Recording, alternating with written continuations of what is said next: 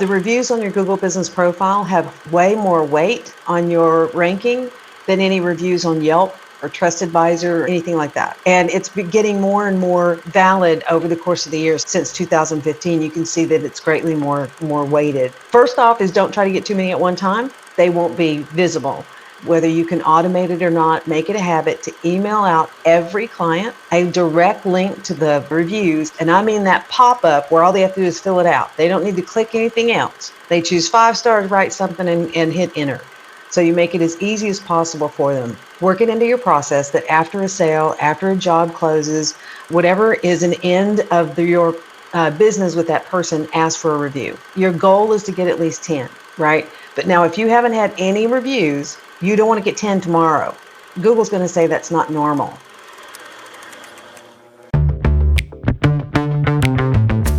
You're on a mission, and you just need more people to know about it. And whether you're brand new to marketing or a seasoned pro, we are all looking for answers to make marketing decisions with purpose. I'm Monica Pitts, a techie, crafty business owner, mom, and aerial dancer who solves communication challenges through technology. This podcast is all about digging in and going digital. I'll share my marketing know-how and business experience from almost 20 years of misadventures. I'll be your backup dancer, so you can stop doubting and get moving towards marketing with purpose. This episode is sponsored by Make Create Design. Yeah. That's right. We sponsor ourselves. And brought to you with love by our Marketing on a Shoestring mini course. Now, our free beginners mini course is all about marketing on a budget. And contrary to popular opinion, you don't have to spend $1 million or do something that you hate to market your business. Get ready to challenge traditional marketing assumptions because this 101 mini course is designed to give you a rock solid foundation so you can make the right decisions for you with total confidence. You can check it out at youmaycreate.com. That's youmayecreate.com. And the link, of course, will be in the show notes. Okay, now back to business. Hello again, and welcome back to Marketing with Purpose. My name is Monica Pitts, and with me today, I have Marilyn Jenkins, and she is going to educate us all about how to show up on Google. And I hear that all the time. I want to show up on Google from potential web design clients all the time. But it's kind of a tricky statement to make because there's more than one way to show up on Google. And most people, when they say that, they mean I want to show up on Google search. And they think that SEO is just all about your website. And it certainly is. It has a lot to do with your website, but there's a lot more to it as well. And I know that we've all searched on Google and been presented with a map at the top of the search results page. Well, that map is one way that Google displays the local pack. And if you've ever wondered how to show up on that map, and I mean, if you are a local business, you have, 32% of the weight for being placed on that map is actually determined by a free tool offered by Google, your Google Business Profile. And that also weights about 9% of your organic search results as well. So it's awesome. Like you set it up and it's gonna be a powerhouse for you. But just like everything else in Google, there is a trick to getting it set up correctly. So that way you can use it to its fullest potential. And today we have expert Marilyn Jenkins, CEO of MJ Media Group, on the podcast to crack the code and teach us how to maximize our Google business profiles and its importance to local businesses. Now, here's the good news too. Like, she's going to tell us all about this, but if you need more information, she actually recently published a book that trains readers on this counterintuitive approach to optimizing their Google business profile that can help you generate new clients every single month. And you don't have to know anything about websites or social media or online marketing to make it work. And now we're going to learn all about it. And like I said, if you need more, get the book. All right. So without further ado, hello and welcome to the podcast. Thank you so much. Thank you so much. So I'm happy to be here. Are Google business profiles like all you do? Tell me just give me a glimpse. What is this that you do on the daily? So I run an agency, and what we do is what I call omnipresence marketing for our clients. So we do website optimization, Google Business Profile, paid ads on both Google and Meta, and social media posting for our clients. So we help them with branding as well. But the Google Business Profile is a huge part of the SEO part and being seen and found in your local map pack. And I feel like most of my clients, when I tell them about it, they don't have any clue. They're like, what? They don't know. They like literally don't know. So let's start with a vocab lesson. What on earth is a Google Business Profile? Well, most people know it as a GMB, a Google My Business. And there's been probably 8 iterations of names. Google keeps renaming it as they update it since 2005, I think. It was Google Places back in the day. And so, it's Google Business Profile is like, and if you think about, taking the Yellow Pages and importing it in and making a business listing for everybody that was in the Yellow Pages, it's kind of like that. If your business exists, there's probably a listing for you. You just need to claim it, prove that you are who you say you are, and then optimize it so you can start showing up in the map pack. The problem is so many people were used to Google My Business being a place to store reviews. They never did anything else with it. So there's no engagement. Google doesn't see that, okay, yeah, you've got reviews, but you're not doing anything else. So with the Google Business Profile, you have so many more things to do. What's the map pack? That is that 3-pack of, and it's there's obviously a lot when you click on the map, but when you do a local search, anyone does a local search on their phone or on their computer looking for something, the first 3 on the top of the search result are paid ads. We're used to that, right? Yeah. The second 3 is the map pack. Those are not paid. Now, Google is sneaking in an ad every now and then. If you see 4 on the map pack, one's going to be an ad. They've started kind of sneaking that in. But then below that's your organic search. And Google has shown that 60 to 80% of the people that do a local search stop and click on the map pack. They don't go below it. So, I mean, even much higher, double the amount that click on ads will click on the map pack. So you need to definitely have your Google Business Profile completed, and then be interactive with it, update it so Google sees you as engaged. Think of it as a little bit of a social media, but the kicker here is it's free. And the more you engage and the more you provide your Google Business Profile more information about you, the more Google will make you more relevant in that map pack. I agree with you. I actually was just looking at a client's data from Google Search Console, and they are a business to consumer client. They're actually a plumber, and they rank really well organically. Actually, there's a lot of really, really general terms that they're ranking 1 or 2 for, but then there's some that they do a lot of services in, but they don't get a lot of calls for, and they're 6. That's not a bad spot to be, but especially if you're on a phone, that's a lot of scrolling to get down there. And so being in the map is important to them. Now, does every search yield a map pack? I don't always see it up there. What makes that happen? It's typically if it's a near me type thing, and you don't have to use the words near me. I was out with a friend and we were looking for an Italian restaurant. We didn't say near me, but we were on our phones and we got a map. Mm-hmm. So most of the time, if it's a B2C, most of the time there is a map. It's unusual unless you're asking an educational type question. If you're asked a generic question, you're most likely not going to get the map pack because it doesn't relate to a location. But it is possible that if you have your question and answer set up on your Google Business Profile and on your website, you might show up in an educational question answer. Those are cool. I actually was looking for, last night, I was searching for what size rug do I need to put underneath a king size bed, because I need to buy a new rug for underneath my bed. And I don't know what size the last one was because I bought it years ago, 4 years ago, right? And I was just scrolling, and then I got that educational question answer card, and I was like, yes, this is awesome. Yeah. Now I don't have to click through. So thank you. Thank you, whoever wrote that answer. And that plays into the Google zero-click search now. So they're trying to keep everyone on their platform so that you don't go away to get the information. So by you giving them as much information as you can in your Google Business Profile and also on your website, they're going to index that and use you. And if you as the user, say you ask an educational question that there's a video on YouTube that will answer it, they'll give you that as the first search result with a timestamp to answer your question. So it's all about the user experience and keeping people happy on Google.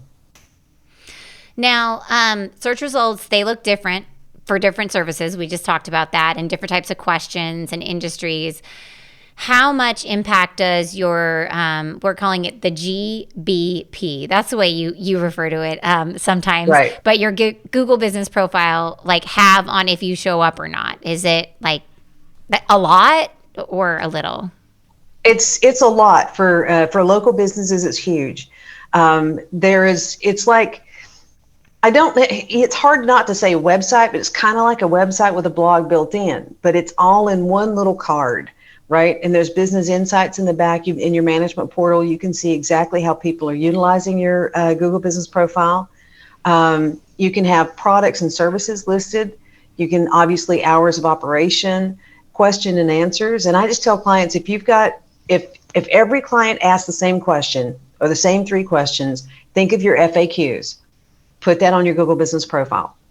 Upload photos. So do 1 photo a week. Do, reply to a review. Spend 10 minutes a week updating it once you've got it completely filled out. And that way Google sees you as engaged. Now, if you have a direct competitor that has more reviews than you, but they are not engaged, you have the opportunity and its potential to be above them in the map pack. That's what it is. Because we were looking, and my client had probably 30 more reviews than the lowest set of reviews on the map pack for their business. And I'm like, this is weird to me, because it used to be that it was all based on reviews, like however many reviews, that's usually the people up at the top had more reviews than anybody down below. So that's really interesting. Okay. All right. You're solving problems for me already. This is awesome. So tell me, just backtrack for a second. How did you become a digital marketer? Is it something that you've always done, or is it something that you wandered into? Tell us your story. Well, I started my first internet company in 1999, so dating me there. And then once I exited that, I just started doing consulting work and was helping small businesses with their websites and that sort of thing. And it just became from referrals, running ads for people. And, I did a lot of this for myself as well, did different parts of digital marketing. And through referrals, I've gotten more and more and built a team. And now that's what we do. And then so when did you figure out this whole Google business profile optimization thing? Because you have a trick to it. I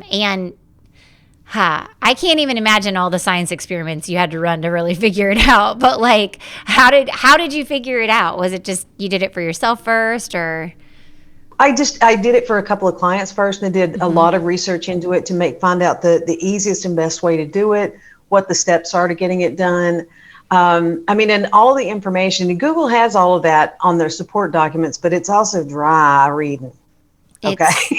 Some of it doesn't even make sense half the time. You're like, so I got to click on the clicker to get the click. And I'm like, but wait, you just used the word click 3 times. I'm very confused, Google. Yeah. Why? I always say that they give you steps 1 through 5 and then 9 and 10. And you're like, but I needed 6, 7, and 8, yo. It's not there. You jumped. It's that's a bad SOP. But yeah, and then what I did notice is with my ads clients and working with, I work with a lot of law firms and home services companies, obviously all local based. And I found that some of the smaller firms weren't quite ready, or smaller businesses weren't quite ready to run ads or spend a lot on marketing. Yeah. But they didn't know the power of their Google business profile. So after doing a few coaching sessions on that, I'm like, I might as well just put this in a book. And so I put together the book with screenshots and everything, because, a lot of people don't realize you need to actually claim your Google business profile, or your competition can. What? They can claim it. No way. Yeah. So you need to claim it and verify it as quickly as you can. And there used to be, the only way to verify was a mailed postcard, and we have a verification code on it. There's several different ways now. You can get instant verification depending on who you are or where you are. It's random as to whether you're given that option. And some people have the option of doing a video. And what they don't say in very clear terms, it's a 1-take video.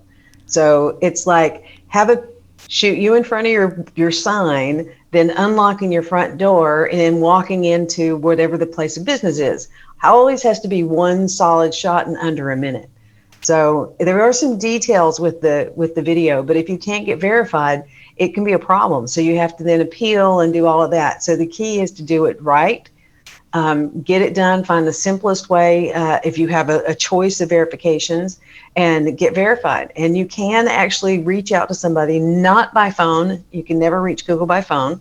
No. But And if they call there you, are, they're lying. That person is not yeah, with Google. exactly. There are in the Google Business Profile, there are actual human beings that are reviewing the verification. So you can reach into support and get help if you need it. But it's really quite easy to get everything done. And the key is just to get it done. So now you have it, and now start updating it. Make sure your name, address, and phone number are exactly the same as it is on your website. And don't take your name and say Marilyn Jenkins, plumber, Houston, Texas, because Yeah. that's not the name of my business, right? No. And they're referencing your business. So your name needs to be the name of the company. It's never a place for your keywords, right? However, they used to have 3 categories. They now have up to 10. You use those categories to be your main keywords and prioritize them. Okay. And then you have a little about us. So there's so many places in there that you can tell everything about your business. And I just say update something every week. Okay. And in the About Us section, would you say you should use those keywords in the About Us section, or just be like, Yes. okay, use keywords in And the you About can Us even use section? your keywords as a reply to a review. So you should reply to every review, whether it's positive or negative. And in that review, in that reply, you can say, "Hey, thank you so much for visiting Maryland's or using Maryland's Plumbing in Houston, Texas." You know, I mean, Okay. something. So Yeah. you can throw your keywords into that. You don't want to be super spammy. It's got to be readable, Yeah. but doing that sort of thing, yeah. So once you have it all set up, how long does it take to show up? Because I think that's that. So with organic SEO, like having your website physically show up, it takes a minute, because Google's got to index it and decide that you don't suck, and before it decides to show up for you. But how long does it take to get the business profile to show up? Is it fast? Immediate. Now, it Wow. might not show up in the map pack Yeah. immediately. It could be 60 days, but as soon as you update it and hit save, your Google Business Profile is updated. It's not like it's got to go through some process. You've put your information in there and it's published live. Now, so you said that most businesses probably already have a profile out there. And I know that a lot of my clients have profiles that someone set up for them, but they don't know how to log in. Do you have any advice to retrieve their login information? Well, a lot of them were originally set up by Google. That's why you may not have your login. It's Okay. just a listing. So what I suggest is go to Google, type in your business name and hit enter. And if the Google Business Profile shows up, choose claim this listing. And click on that and make sure you're logged in with your appropriate Gmail account. And you should be given the opportunity to claim it and verify it. But if it's Now, if claimed you already, can you get in and you should be able to reset change the? your, yeah, if it's, the only question is it connected to your current Gmail account or was it Okay. connected to another Gmail account? Yes. Okay, so that would be the question. But if you've already claimed it, it should be connected to your main Gmail account. So I would only question how many Gmail accounts do you have and try another one. Yeah. And if it's like one from a past employee, can you like move it to a new Gmail account, or are you just stuck? You're stuck unless you can get that employee. So you can get the employee to add you as a manager and Okay. then take themselves off, Okay. right? For clients that we work with, we get them to add us as a manager, so that way we can go in. And as a manager, you can't delete or whatever, right? You can't, but you can add content, you can reply to stuff. But yeah, if someone already has taken it over, maybe a past employee, you need to have them give it back to you. And there could be some way on Google with support that you can say, this is mine and that's an employee, and then you can re-verify. But that'd be something Gotcha. to check with Google on. But if it's there and you look for it and it says suggest an edit or own this business, click on that and go from there. Now, a lot of businesses have multiple locations, like even they create, like our office is spread out across Missouri. So, what do you do if you have multiple locations? Does that mean that you just have one Google Business Profile, or do you have one for each office? You can have one for each office. If customers will come to each office, have a different one for each office. And then you would update each one, like you said, once a week, like just go in and touch it Yeah, once a week.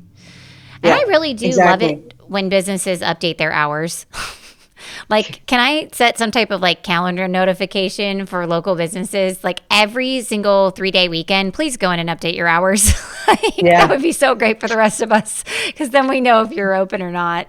Um, yeah. I okay. had a friend that had a store that out of the blue on Tuesdays, they stopped getting sale. People just weren't coming in. And they're like, the last 2 or 3 Tuesdays, we're not doing much business. What's going on? One of their managers, team members, went in and changed their hours, showing they're closed on Tuesday because apparently it was a discussion in a meeting. Well, they're not closed on Tuesday. So as soon as they turned it back on that they're open on Tuesday, within literally the next Tuesday, they had sales. No So it's way. that, yeah, the hours make a difference, and it was crazy, just that simple. But they're like, what happened here? Well, And and check especially your if Google it's Business. like a bank holiday and if you know that 3/4 of the businesses in your community close, like if you are especially a business to consumer retail or restaurant business, that kind of thing, like adjust your hours. Google does sometimes put in there, like it'll say, this business may not be open though because of, the holiday weekend or whatever. I can't remember the exact wording, but I've seen it up there and then I'm like, "Ooh, I don't know. Yeah. Do I want to drive 20 minutes and risk it? I don't know." So I think it's now what if you work from home? A lot of businesses are home-based businesses. How do you handle that with your Google Business Profile? So the next question I ask on top of that is, are you a local business or are you a global business? Okay. Oh, okay. If you're global, like I am, well, not global, but I'm across the US, it doesn't behoove me to have a Google Business Profile because no one's going to look me up and come to my office.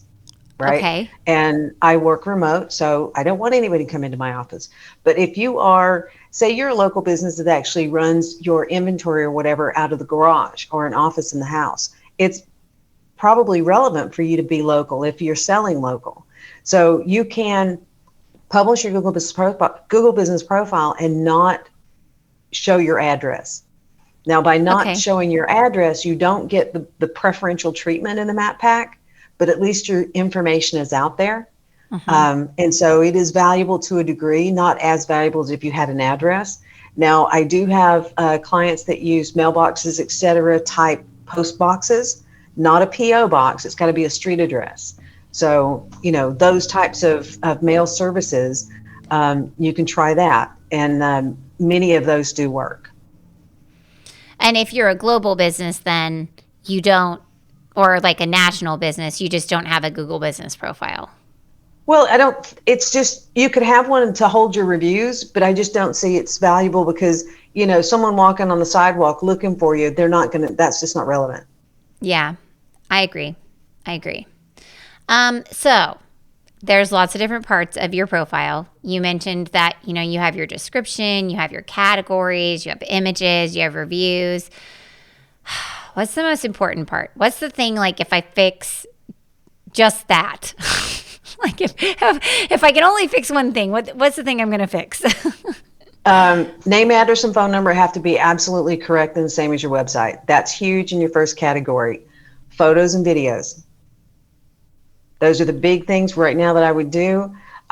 If you sell a product or you sell a service, list those. Okay, you can put a photo and a video in each one. You don't have to do like blog posts, but I do suggest if you don't have anything to update this month or this week, write a little article. Use AI to write an article and then edit it and put that on there, right? So you're putting something on there. Again, the Q&As. It's hard to say which is most important. Obviously, name, address, and phone number. If your phone can handle chat, turn on the chat button. And you can start SMS conversations with people from Google. No way. Yeah. So That's there's a fancy. website button, a chat button, and a call now button. So, or I think it's message. But yeah, use every single opportunity for people to reach you. I mean, back in the days when the internet was new, the big thing for building a website was make it easy to give me money or to take my money. Mm-hmm. Right. So if I'm going to a website to buy something, it's got to be easy to pay for it or I'm going somewhere else. Mm-hmm. So what I look at Google Business Profile is make it easy for them to reach you right now while you're on their phone screen. I agree. I agree. And yeah, okay, here's a great story, friends. I was in the market to buy a fence because one of my dogs was a runaway dog. She has since passed away. She did live a very long life and she did eventually get a fence and it made my life so much better. But my yard is big. I cannot tell you how many people I tried to call with their Google Business Profile phone number and it was out of order. They each lost out on like $10,000 because that's how much it Wow. cost me to put my fence up. And I mean, and people would be like, oh, well, XYZ fencing company. And I would Google that fencing company. I would look for them I'd look for their Google Business Profile. I would look at their listings. I would call the phone numbers, all of them wrong. All of them wrong. Wow. There are so many people whose businesses are like this, though. Like they just Yeah. don't have a clue. They don't have a clue. Okay, so images. You mentioned images. Are there certain types of images that are better than others? Obviously, ones that are relevant. Once I looked up a paving company and they had a pineapple, like a sliced open pineapple is one of the images up in their Google Business Profile. It's like, what is this? You Oh guys my gosh. pave roads. So image tips. Is there something that works better for the images up there than other things? Think of the same thing as with video on social media. Know, like, and trust. First, Mm-hmm. if I'm a local business, I want a picture of the outside of my building Mm-hmm. with the sign so it's very clear. Maybe pictures of the founder, pictures of the team, and a video introduction. So you want them to see who you are and where you're located. And you can even use the Google Street View as one of your Mm-hmm. images. Okay. Um, but yeah, get your face out there. If there's teammates, like if you've got a receptionist they're going to see, or a salesperson they're going to see when they come into your store, or a manager, that's the first person they see. Have them on there. Have a picture of them on there. Be that local business that we all used to know when you walk down the street. There's Mary's coffee shop. I mean, that kind of stuff. Make people feel like they know you. So the funny thing is my receptionist is a dog. So I'm thinking to myself, I'm like, I think that Quimby needs to be in my Google Business Profile because when they walk into my office, she's gonna walk right up to them and You should sniff you them. should put her picture and put right underneath her receptionist Quimby. Yes, she is. She's the receptionist. Well, and Um, that's part of your personality. So that is part of the know, like, and trust. I love it. You're Hey, now I'm empowered. I can put my dogs on. People love dogs. yeah. She walked in. My office is on the second floor, and sometimes the bottom floor door gets locked, and then my 9-year-old who rides the bus has to go into the other local businesses on the main floor and be like, "Hey, can you call my mom?" And then I was going down to get her, and Quimby came with me, and she just like walks right into this hair salon, and everybody's like, "Yay, a doggy in here!" And I'm like, "That's why I love this town, because you guys aren't offended right now by the fact that my dog just came on in." So one question that I do get a lot is about reviews. And so I wondered if you had any advice for people on how to get those reviews. And maybe before you give us the advice, though, I would like to know, does number of reviews still impact your listing on like your ranking on the map pack? Is it factored in and is it important, I guess? It is factored in. It is important. The reviews on your Google Business Profile have way more weight on your ranking than any reviews on Yelp or TrustAdvisor or anything like that. And it's getting more and more valid over the course of the years, like since 2015. You can see that it's greatly more weighted. First off is don't try to get too many at one time because you'll be blocked and they'll be shadowed. You won't be blocked, but they won't be visible. So what you want to do is just make it a habit whether you can automate it or not, make it a habit to email out every client a direct link to the reviews. And I mean that pop-up where all they have to do is fill it out. They don't need to click anything else. They choose 5 stars, write something, and hit enter. So you make it as easy as possible for them. Work it into your process that after a sale, after a job closes, whatever is an end of your business with that person, ask for a review. Now, your goal is to get at least 10, right? But now if you haven't had any reviews, you don't want to get 10 tomorrow, because Google's going to say that's not normal. Okay. Well, that makes sense. It's not. Yeah. I mean, it's not. If you've gotten 1 a week and suddenly you get 5 in one day, what did you just do? Right. Yeah. They're going to hold those and gate those. So you want to make sure that you're getting them regularly. That's why I say work it into your process.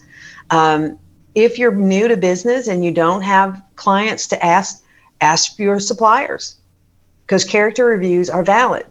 Ask your suppliers, the people you work with. Ask your dentist.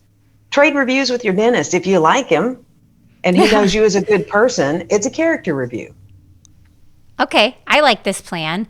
And you said the pop-up this is a complete dorky thing to ask, I know, but is there a unique URL for the pop-up? Sometimes pop-ups it's like super long and it ends with 3 commas. So what you want to do is go to your Google Business Profile, click on write a review, and that little thing pops up that has the 5 stars at the top. Click the address bar. It's super long. Copy that address and save it to a text file so that you can use that in the email. And if you give it to somebody and they click on that, it'll go, Google will load your Google Business Profile, and then about a second later, boom, that pops up. That's awesome that it does that, because a lot of the times pop-ups don't behave like that. That's cool. Yeah, I've never had a problem if you do that one. If you do that link, so you want the pop-up first and then copy the address, it works just fine. And friends, you can put that into a QR code too. Totally. Absolutely.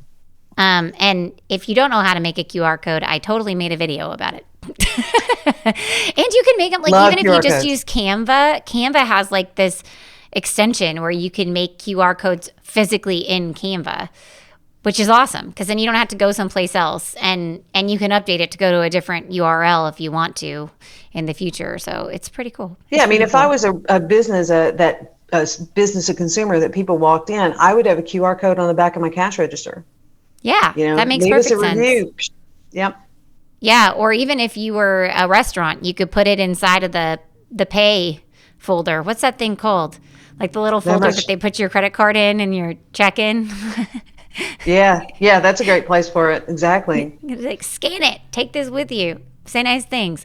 Talking about saying nice things, when there are bad reviews, because you said we need to reply to every review, good or bad. How do you suggest people handle bad reviews? Because I think people are intimidated about asking for reviews, because what if there are bad ones, and how do they handle that? Well, think about it this way. No one walks on water. So eventually you're going to have a bad review. So if you respond to every single review professionally, thanking people for their opinion, for visiting your business, whatever it happens to be, and a negative one comes in, you respond professionally. Anyone that's looking to do business with you, they read all your reviews, they read your replies. They're going to take that 1 or 2 bad ones and take it with a grain of salt, because they see how you're responding. And also, especially if someone gave you a 1-star review, but they've never done business with you, be very professional about that in your response. You know, I understand you're unhappy, but you've never done business with us. I'm happy to provide this service if you want to come in. I mean, whatever, just be very professional about it. Again, that's the know, like, and trust. People will read your reviews. We read reviews on coffee machines on Amazon. Of course, we read reviews for businesses. So, I want to see your attitude, the way you treat your customers, and the way you treat people who maybe weren't a customer, by reading your responses to reviews. And it's something more than just thank you, give me some wording to it, use your keywords. But yeah, it's your professional response. And people are, some people are not logical, but most people are pretty logical and nice people. They can read and go, okay, that person was having a bad day, but Marilyn responded nicely, so let's go do business with Marilyn. I mean, Yeah, I agree. I have read a lot of reviews, and there's definitely ones where I'm literally laughing out loud. They're so funny because this human is such a troll. It doesn't even make sense. And Yeah. those are the ones like I'll read them to my husband because they're so funny. I wish that I could remember, there was one that was so over the top. I was like, holy cow. And I saved it and sent it to everybody because it was ridiculous. Well, and the funny was is you get, there's people that give bad reviews and they've never actually been in the business. Yeah. And maybe they don't even live in that town. So, by you responding appropriately, by being a little, I don't know what's going on here, people that check your reviews will be like, okay, well, that one should be thrown out. And you can't get a review thrown out. Okay. Thank you for saying that, because that was I was going to ask that. Like, can you get it thrown out? No. The answer is no, friends. No. Dang. No, but respond to it. And then what you want to do is if you have less than 4 stars, respond to those and work your butt off to get new ones, new 5-star reviews. Yeah. So once your Google business profile is set up, you said that we should be doing stuff with it once a week. Mm-hmm. Any ideas of like what to post about? What do you want us to do with it? So if I have a service, if I provide a service, I would add or update a service every week. If I provide a product, say I'm a pet store and we have a special going on this week, that's what I'm going to talk about. When it comes to products, I don't think there's a limit to the number of products you can list. List all your big products. Each week, put a new product on. We got great new rain vests for Fido, whatever. But list your products, list your services. Think of this as an absolutely integral part of your online marketing that is free. Again, free. So spend 10 minutes a week and do that. If you find that somebody's asking a new question about a new service, make that on your Q&A. Awesome. Do those types of things. Because I was thinking it was going to be more like a social post, but it sounds like I'm actually building out my profile the way that I would build out a website by adding more stuff and more information for people to learn about my business. And in that way, then I can be found for more things in Google too. And Google and the will posts be more are acquainted. a great idea. Exactly. And the posts are a great idea as well. I mean, if you say, okay, I've got 3 services, I can't say anything more about my services, but you can talk about it in a post. Mm-hmm. So write a short article and put that as a Google Business Profile post. Now, are those articles, when you post them up there, do they show up in search results or they can? Yeah. I've noticed that LinkedIn articles have started showing up in search results, which is different from other than YouTube.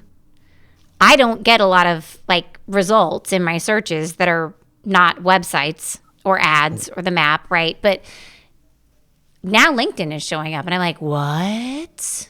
LinkedIn is doing a lot. If you've noticed the last, I think 2 weeks, they now have AI buttons underneath long posts, not necessarily articles, but longer posts saying, give me the takeaways.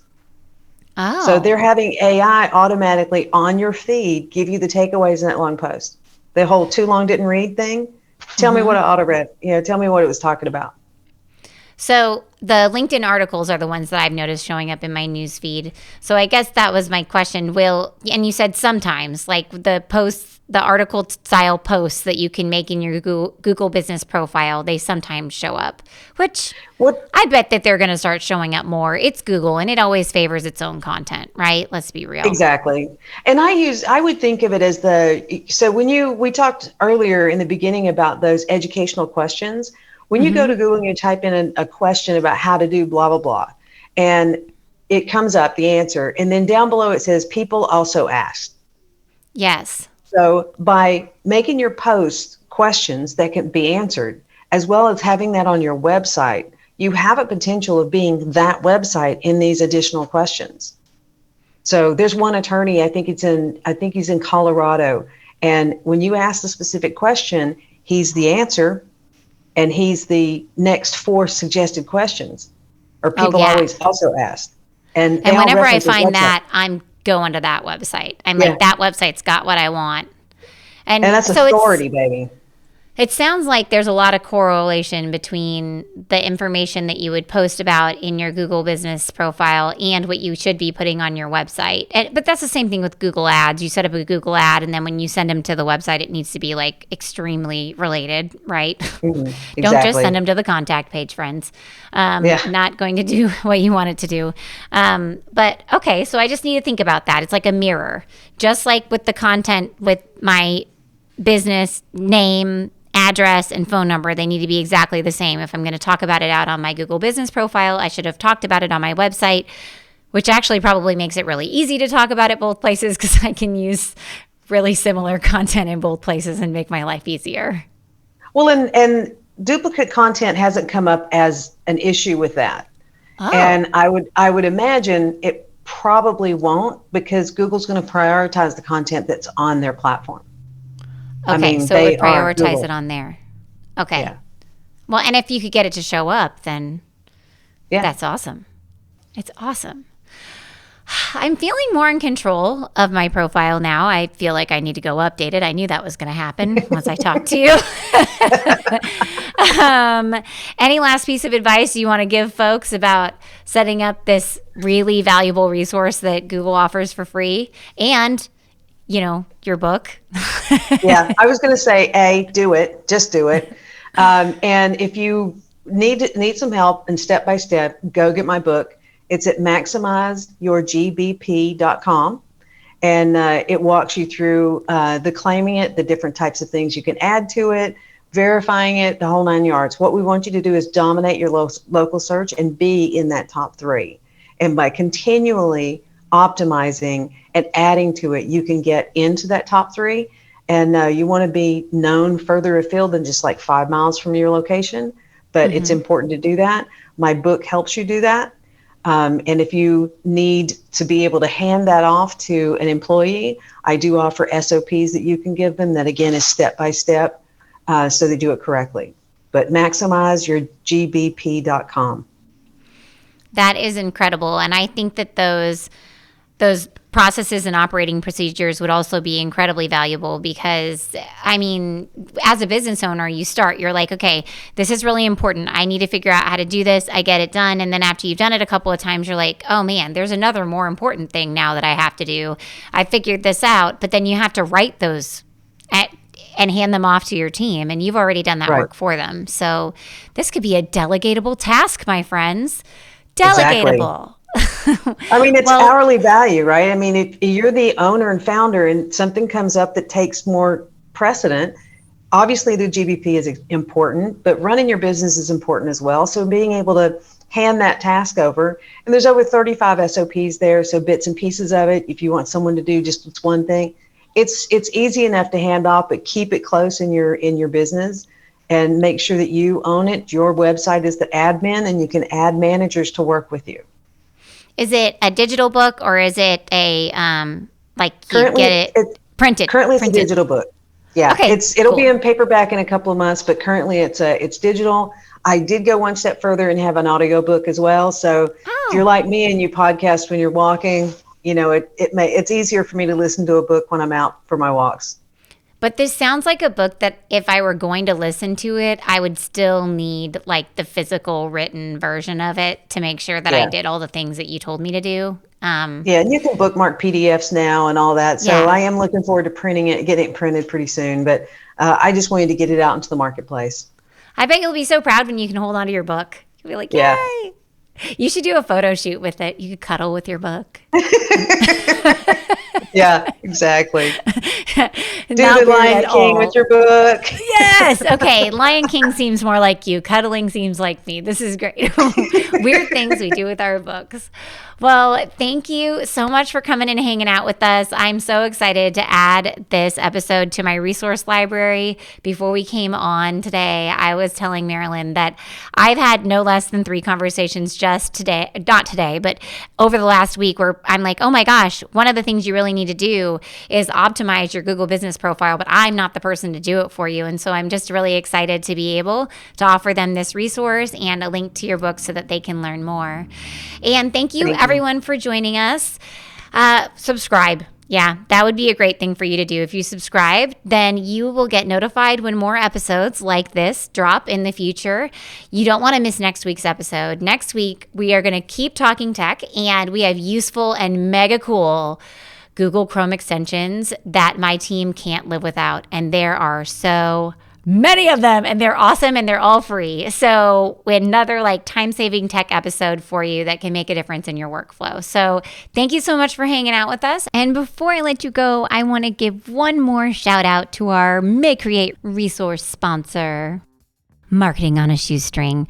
It is the free beginner's mini course to marketing on a budget. It lays the foundation of creating the right messaging to connect with your potential customer and prime them to buy. It unlocks the 4-part framework for making confident, budget-conscious marketing decisions so you can stop second-guessing and get a clear path forward.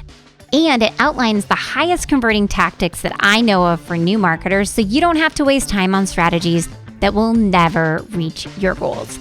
Hop on over to youmaycreate.com for instant access. That's YOUMAYECREATE.com.